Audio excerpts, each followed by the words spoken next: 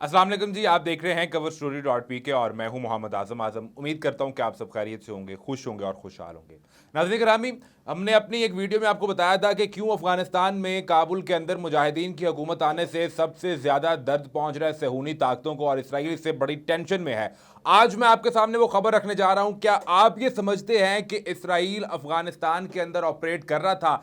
Israel NATO का हिस्सा नहीं है, लेकिन किस तरह यह मुमकिन हो सकता है कि इसराइल अफगानिस्तान के अंदर किसी भी तरह की कार्रवाई कर सकता था? इसराइल के हवाले से आज एक बहुत बड़ी डेवलपमेंट है जो आपके सामने रखूंगा।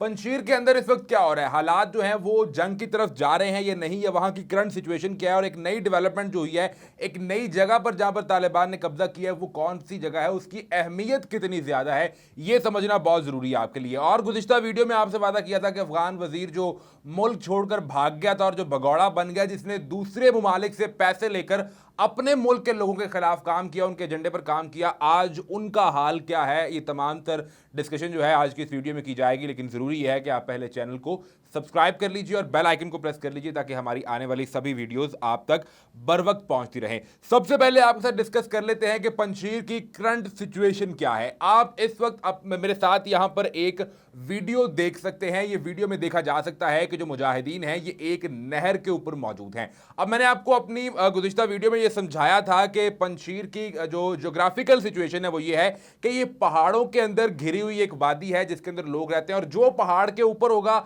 वही जो है वो फतह के करीब होगा या उसका उसका पलड़ा भारी होगा।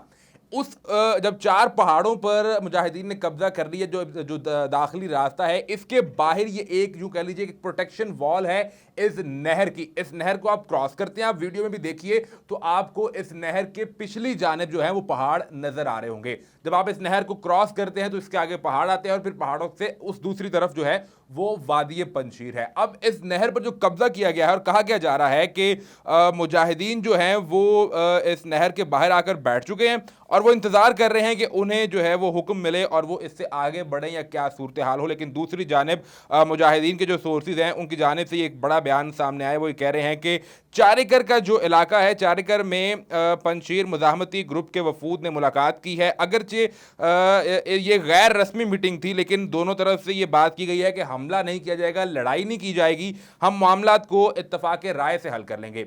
अब अहमद मसूद ने बीबीसी के साथ बात करते हुए ये कहा है कि हम बात तो कर सकते हैं ना, हर तरह की लड़ाई के अंदर जो है वो टॉक्स होती हैं। 20 साल अमेरिका ने अफगानिस्तान में जंग लड़ी और उसके बाद जो मुआहिदा हुआ जिससे अमेरिका यहां से निकल रहा है वो अल्टीमेटली बातचीत से ही हुआ था।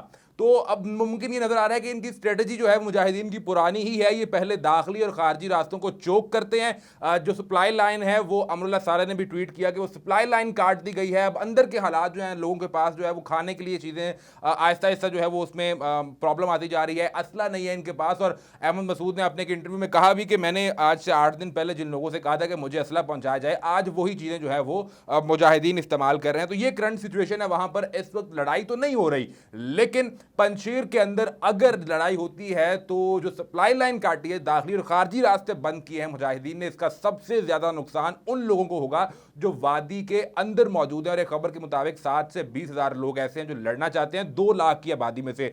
जबकि दीगर जो मुकामी मलेशिया के हेड्स हैं, सरदार हैं, उन्होंने मुलाकात की है मुजाहिदीन के साथ और कहते हैं कि हम लड़ना नहीं चाहते, हम अपने लोगों का खून नहीं बहाना चाहते। जब आपने 33 सूबों पर कब्जा कर लिया है तो इस एक सूबे से हम ये नहीं चाहते कि हमारे लोग मरें और सिर्फ हमारे लोगों का खून बहे। तो हम चाहते हैं कि मामला मिल बैठकर ये डिसाइड कर लिया जाए।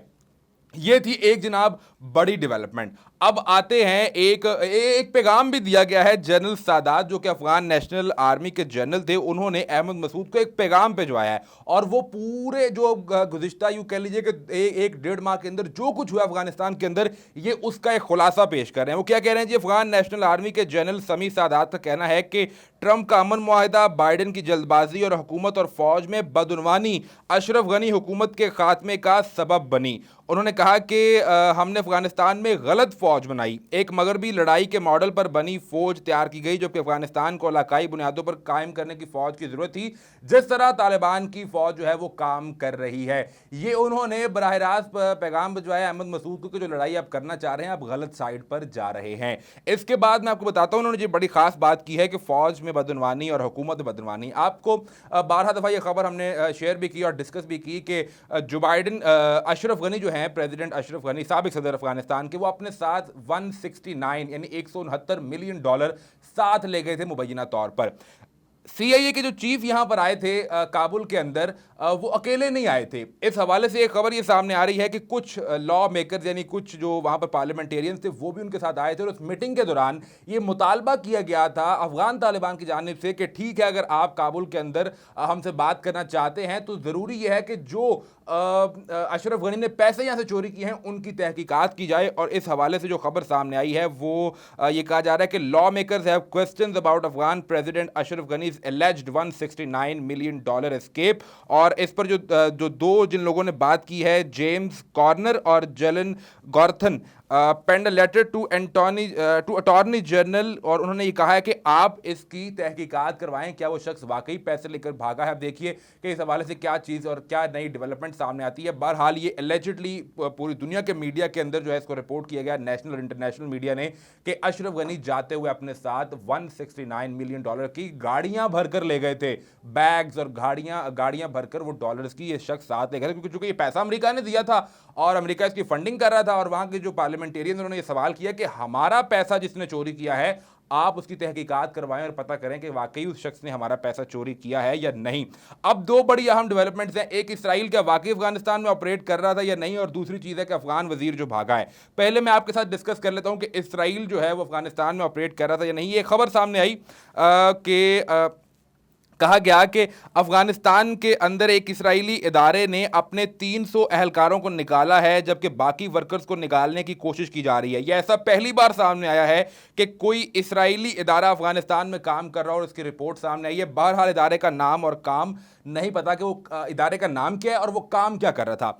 अब मैं आपको इजरायली अखबार की एक रिपोर्ट दिखाता हूं। द जेरूसलम पोस्ट क्या लिख रहा है, how Israeli weapons were used to hunt the Taliban, यानी इजरायली वेपन्स को इस्तेमाल किया जाता है तालिबान के खिलाफ कार्रवाइयां करने के लिए। Drones, missiles, armed vehicles, Israel made weapons systems है। अब जो है इन्होंने मदद की। कौन कौन से वेपन्स है जनाब? इंटेलिजेंस के लिए ये आरपीएस इस्तेमाल कर रहे थे, ड्रोन्स, इसके अलावा स्पाइक मिसाइल इस्तेमाल किए जा रहे थे, लाइट मिलिट्री व्हीकल इस्तेमाल किए जा रहे थे।